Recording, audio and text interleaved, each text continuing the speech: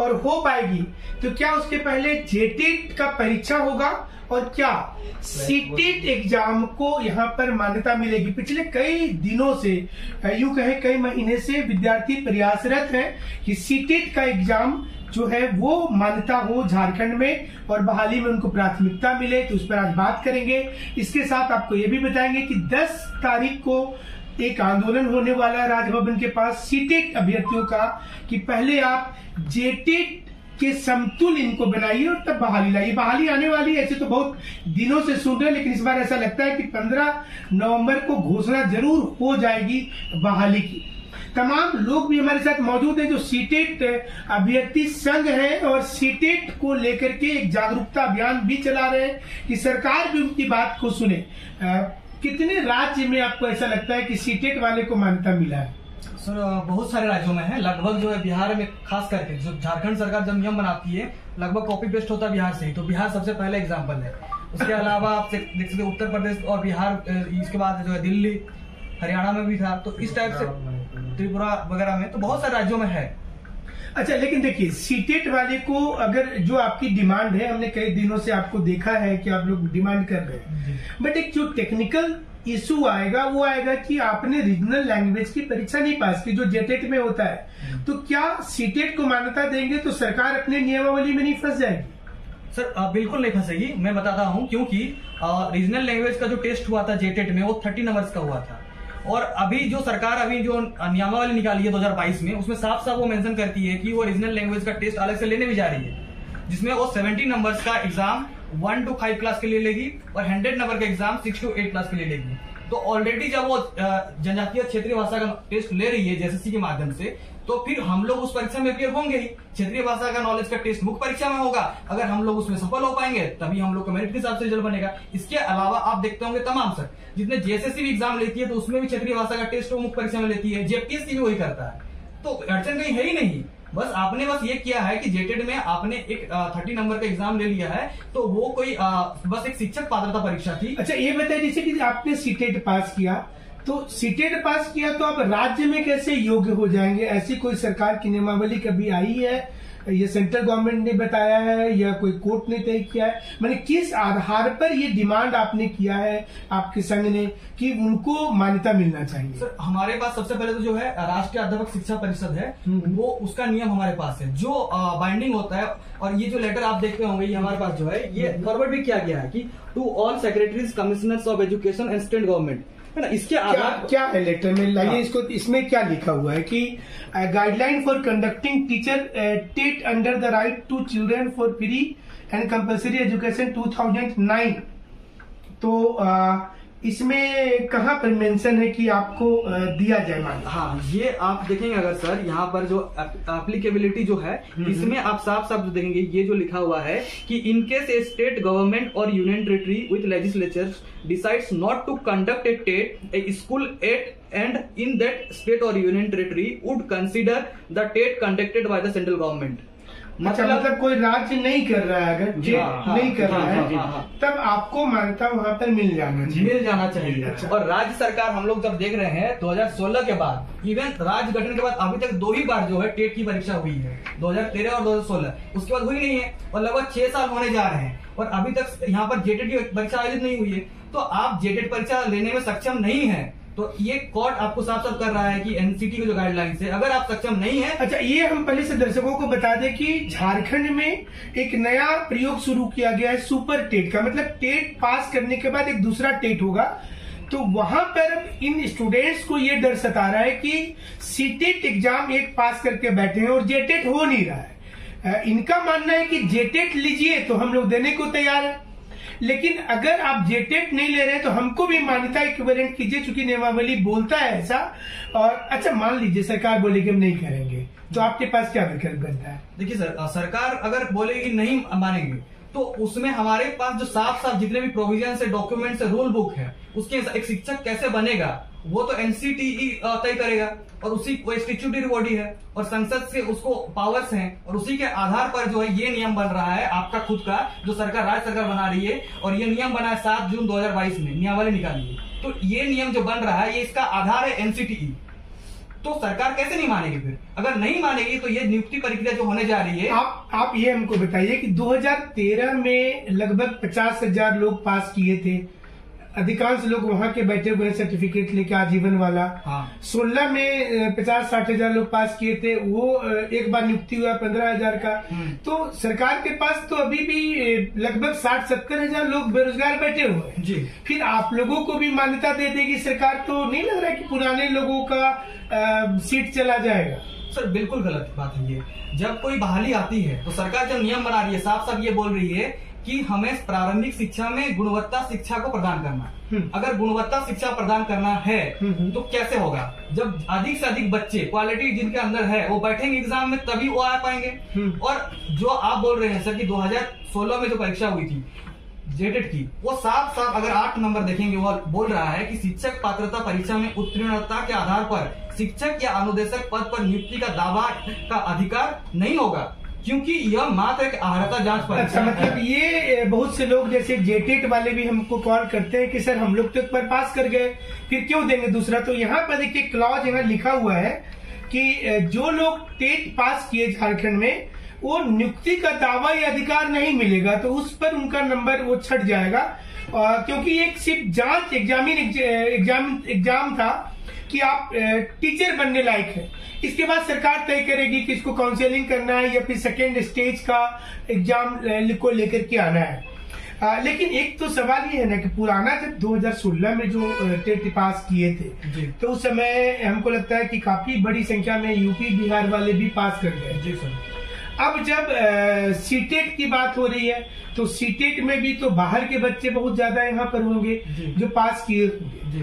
तो जब ये नियुक्ति प्रक्रिया अगर शुरू होगी सुपर टेट में, तो क्या ऐसा नहीं लगता है कि बाहर के बच्चे यहाँ आ जाएंगे? तो हम जो झारखंड के लोग हैं, सरकार तो यहाँ मूलवासी आदिवासी की बात कर रही है, तो वो बच्चे छट जाएंगे? बिल्कुल नहीं, मतलब सर यहाँ जब नियुक्ति प्रक्रिया होगी तो उस टाइम में जब परीक्षा हुआ था 2016 में, ऐसा कोई नियम नहीं था कि जेटेट में सिर्फ झारखंड के ही बच्चे बैठेंगे। इसलिए आप साफ साफ देखेंगे हमारे पास ये रिजल्ट कम जो है मेरिट लिस्ट है, जो 2016 में जो लोग परीक्षा दिए थे उनका रिजल्ट है ये।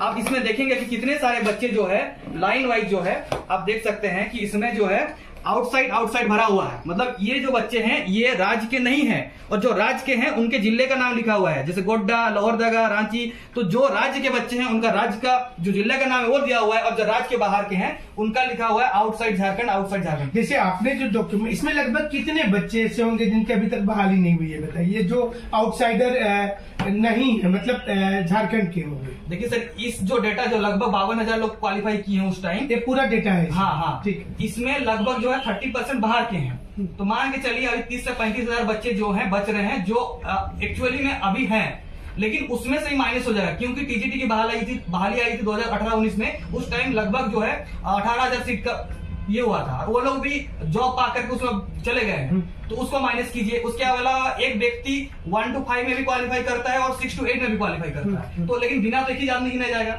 तो डबल काउंट हुआ यहाँ पर मेरिट में। लेकिन जैसे आप लोगों ने अपनी डिमांड सरकार तक रखी, हाँ। लेकिन यहाँ ये भी देखना होगा, फिर आप लोगों ने ऐलान कर दिया कि हम धरना प्रदर्शन करेंगे, तो क्या नहीं लग रहा है कि आप मतलब सरकार सुचारू रूप से काम कर रही है, आप लोग बीच में उनको मतलब ऑब्स्टेकल लगा रहे हैं? बिल्कुल नहीं सर, हम लोग लगभग जो 3 सालों से हम लोग जो प्रयत्न रहे हैं इसके लिए, तमाम जितने विधायक हैं, प्रतिनिधि हैं, सबसे हम लोग मिल करके अपनी समस्याओं को उनको अवगत करवा चुके हैं। मुख्यमंत्री सर से मैंने पर्सनली उनके आवास में भी मिला हूँ, और उसके अलावा प्रोजेक्ट भवन में जाकर के हाथों हाथ उनको आवेदन दिया है, उन्होंने आश्वासन वहां भी दिया है। शिक्षा मंत्री से लगभग कई बार 10-15 बार से ज्यादा हो गए उनको आवेदन देकर हम लोग अवगत करा चुके हैं कि सर क्या मैटर है, लेकिन अभी तक सरकार ने कोई पहल नहीं की इसको रिगार्डिंग, और अभी कह रही है कि 15 नवंबर को हम लोग नियुक्ति प्रक्रिया आगे बढ़ा देंगे तो हम लोग तो वंचित हो जाएंगे। अब हमारे हाथ में क्या सोल्यूशन रह गया फिर? जैसे जेटेट वाले विद्यार्थियों का कहना है कि आपके पास तो एक उपाय है ना कि सीटेट पास किए तो केंद्रीय विद्यालय में चले जाइए, तो फिर आप झारखंड के लिए ही क्यों सोच रहे हैं? हम लोग इसलिए सोच रहे हैं क्योंकि अगर हम सीटेट क्वालिफाइड हैं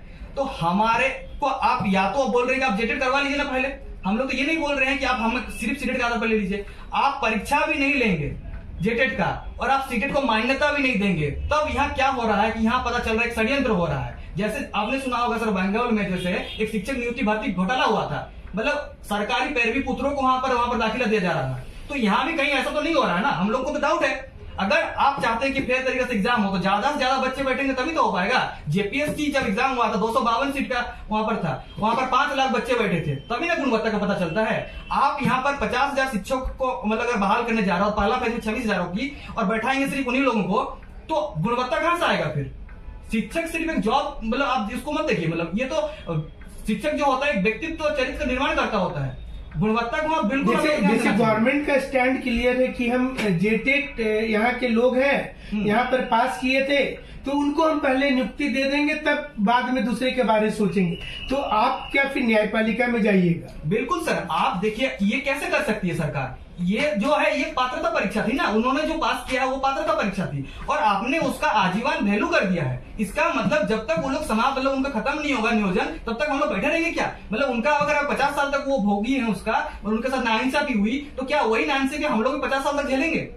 ये तो गलत हो जाएगा ना। अच्छा, मतलब आप चाह रहे हैं कि नहीं, मतलब अगर वो एग्जाम होगा तो आप उसको हर स्तर पे विरोध करेंगे, न्यायपालिका में भी, सरकार का भी, ताकि वो आपको आपका अधिकार मिले? बिल्कुल सर, हम लोग जो है अभी जो है हम लोग अगर जरूरत पड़ेगा, क्योंकि हमारे पास सारा नियम कानून है, उसके आधार पर ही हम लोग बोल रहे हैं बात। ऐसा नहीं कि हम लोग अपना जो है अनाजायज कोई मांग कर रहे हैं, हम लोग जायज मांग है और आधार है हमारा, फैक्ट्स है, उसके आधार पर बात कर रहे हैं। हम लोग यही बोल रहे हैं कि हम लोग को भी आप मौका दीजिए, हम लोग किसी का विरोध नहीं कर रहे हैं और ये मौका का ही बात है। शिक्षक पात्रता परीक्षा 2016 में हुई थी, उसमें वो लोग भी क्वालिफाई है, उन लोग को भी बैठाएंगे, लेकिन हम लोग भी तो सीटेट क्वालिफाइड है। और आप अगर जेटेट अभी लीजिएगा तो लीजिए, हम लोग बैठेंगे उसमें और उसमें अगर हम लोग क्वालिफाई हो जाए तो हम लोग को भी मुक्त परीक्षा देने का हम लोग मौका मांग रहे हैं सर, नौकरी नहीं मांग रहे आपसे। लेकिन एक वर्ग ऐसा भी है जो तो ये डिमांड कर रहे हैं, लगभग हमें लगता है कि बीएड और डीएलएड पास 4 से 5 लाख बच्चे बैठे होंगे, तो उनका डिमांड है कि पहले जेटेट होना चाहिए। हाँ। और उसके बाद सुपर टेट होना चाहिए। हाँ। आपका डिमांड है कि या तो जेटेट पहले हो या फिर सीटेट वाले को मान्यता दें। देखिए हमारा मांग भी वही है जो आप बोल रहे हैं सर, जो जेटेट की मांग कर रहे हैं उनके साथ हमारा मांग भी वही है।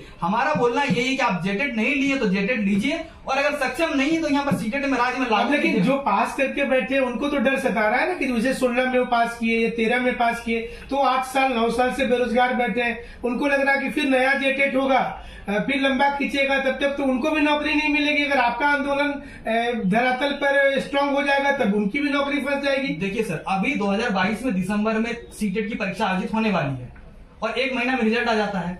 सरकार ये करे कि सीटेट को यहाँ पर आजीवन लागू कर दे और अभी हर साल 2 बार एग्जाम होता है और राज्य सरकार का भी सही से एग्जाम कंडक्ट करवा नहीं पाती है, तो लागू कर दे झारखंड में सीटेट को और अगला 1-2 महीना वेट कर ले, उसके बाद नियुक्ति आगे बढ़ाए जिससे सभी लोग को मौका मिल जाएगा। ये भी तो कर सकती है। अच्छा, हमारे शिक्षा मंत्री का हमने कई बयान देखा, देखिए उनका 2-3 बयान आपको सुनाते हैं। 2-3 बात उन्होंने बोला कि हम नियुक्ति करेंगे, एक दिन वो फ्रस्ट्रेशन में बोले कि सरकारी शिक्षक तो पढ़ाते नहीं है तो हम नियुक्ति करेंगे ही नहीं अब आगे। मान लीजिए कि मुख्यमंत्री का दूसरा बयान लागू कर दें, तो क्या लगता है कि फिर झारखंड में टीचर बनने वाला जो लोगों के अंदर जो एनर्जी था या आने वाले समय में क्या नुकसान होगा इससे? देखिए सर, एक तरफ सरकार अगर ये बोल रही है कि सरकारी शिक्षक पढ़ाते नहीं है तो उसकी बुनियादी समस्याओं को समझना पड़ेगा। आप एक तरफ सरकार में जो है आप सैलरी आधा कर दिया अभी, ठीक है ना, तो ये तो बहुत बड़ी समस्या कर दी क्रिएट। आप अपना वेतन नहीं घटा रहे हैं, बाकी किसी जो सरकार ये बोल रही है कि मतलब जो प्राइवेट स्कूल में टीचर जितना मन से पढ़ाता है उतना मन से सरकारी स्कूल में नहीं पढ़ाता है। आपको सहमति है इसके बारे में? सर हमारा ये कहना है कि ये सर शिक्षकों की गुणवत्ता पे डिपेंड करता है, क्योंकि शिक्षकों में अच्छी गुणवत्ता होगी तो वो जरूर पढ़ाएंगे। ऐसा वही शिक्षक कर रहे हैं जो नहीं पढ़ा रहे हैं क्योंकि उनके पास गुणवत्ता नहीं है। और ये हो क्यों रहा है, ये प्रॉब्लम अराइज क्यों हो रहा है? क्योंकि फेयर कंपटीशन हम लोग क्रिएट नहीं कर रहे हैं। फेयर कंपटीशन कब क्रिएट होगा? जब हम जेटेट के साथ सीटेट को भी मौका देंगे।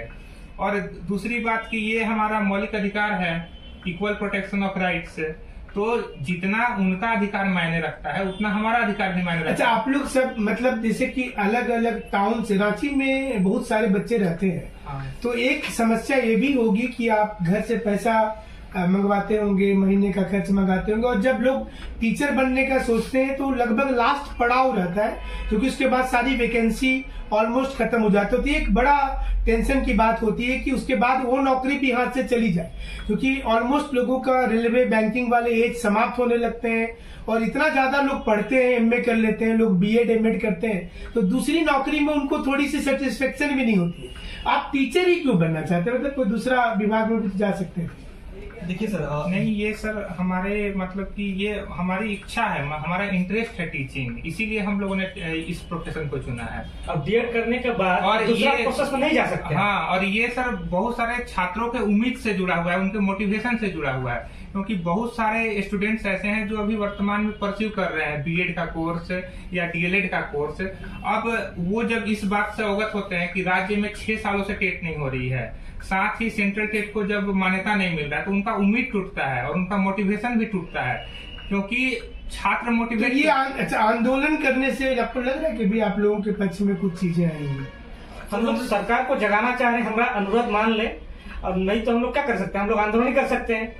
झारखंड में तो बेरोजगार है 5 साल से, स्टूडेंट कर क्या सकता है, तो लड़ने के लिए सरकार, मतलब लड़ने के लिए पैसा चाहिए आपको। जैसे जितने सीटेट वाले लोग हैं वो आपसे कैसे जुड़ेंगे, कौन सा कोई ऐसा मंच आपका है? हाँ, कैसे मैं बताना चाहूंगा सर, सीटेट के लिए हम लोग लगभग 2 से 3 हजार लोग अभी जुड़ चुके हैं। इसके अलावा हम लोग जो है तमाम जो टेक्नोलॉजी होता है उसको उपयोग करते हुए हमारा व्हाट्सएप ग्रुप भी है, टेलीग्राम ग्रुप भी है, यूट्यूब के माध्यम से हम लोग लगातार बातचीत रखते हैं। इसके अलावा जितना भी हम लोग जो है मीडिया के माध्यम से जितना ज्यादा तक हम लोग पहुंच रहे हैं, उसके अलावा तमाम जैसे आप भी हैं सर, उसके माध्यम से हम लोग पहुंच रहे हैं आप तक, और आपके माध्यम से भी बहुत लोग तक पहुंचेंगे। और राज्य में जितने भी युवा हैं, अभी हमारा लगभग जो है हर एक जिला में लगभग 50 से 100 बच्चे तक हम लोग पहुंच चुके हैं। हर एक जिला में हमारा संगठन है, और हमारा संगठन झारखंड जो है सीटेट उत्तीर्ण अभ्यर्थी संघ है हमारा झारखंडी बच्चों का, वो राज्य भर में एक्टिव है, और हर एक जिले से लगभग 40 से 50 मिनिमम, और लगभग कई जिले में तो 100 से भी ज्यादा लोग हैं वो जुड़े हुए हैं। और मैंने आप लोग का जो ये आंदोलन है,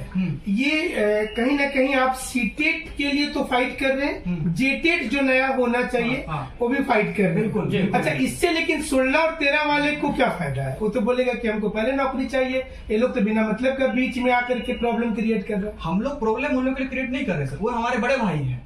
हम लोग बोल रहे हैं कि हमारा आपको विरोध नहीं है, आपको तो मौका मिल ही रही है, फायदा तो अब में आप है ही पहले से। हम लोग बोल रहे हैं हमें भी मौका मिले, जैसे किसी घर और परिवार में अगर खाना अगर 3 लोगों का है, तो हम लोग बोल रहे हैं मुझे भूखा मत मार दीजिए, आपको तो खाना मिल ही रहा है, हमें भी शामिल कर लीजिए, जो है खाना उसी में से। हम लोग आपको विरोध नहीं कर रहे हैं, हमें बस आपके साथ आगे बढ़ा दीजिए, जिसके पास क्षमता होगी, मेरिट होगा, वो आगे बढ़ जाएगा। आप ऐसा तो नहीं कर सकते ना, गुणवत्ता के साथ समझौता कर लीजिएगा कि हमें नौकरी चाहिए, और शिक्षक फिर अच्छा गुणवत्ता वाला कहां से बनेगा, फिर वो कैसे पढ़ाएगा स्कूलों में, ये भी तो सोचने वाली बात है। तो उम्मीद करते हैं कि सीटेट वाले की जो भी डिमांड है, सीटेट अभ्यर्थी संघ का पहले जेटेट या तो सरकार करवा ले, 15 नवंबर के पहले अनाउंस कर दे, और जब इतना देर हो चुका है तो स्टूडेंट्स की डिमांड है कि 2-3 महीना और सही, लेकिन नौकरी सब कोई को मिल जाए, यही उम्मीद। और यही कारण से स्टूडेंट्स जो है इस समय में थोड़े निराश तो हैं झारखंड में, कभी सीजीएल वाले निराश होते हैं, जेएसएससी के सारे सेगमेंट वाले निराश है, जेपीएससी में भी कटअप का कोई अता पता नहीं चल रहा है। हमारे साथ आप इसी प्रकार से जुड़े रहिएगा, विश्लेषण आपको हमेशा मिलता रहेगा। हमारे साथ जुड़ने के लिए आपका बहुत बहुत शुक्रिया। 10 नवंबर को जो सारे विद्यार्थी हैं वो राजभवन के पास एक धरना देंगे शांतिपूर्वक, और इन्होंने अपील किया है कि तमाम लोग वहां पर आए। शुक्रिया, धन्यवाद। धन्यवाद सूरज जी। अब तमाम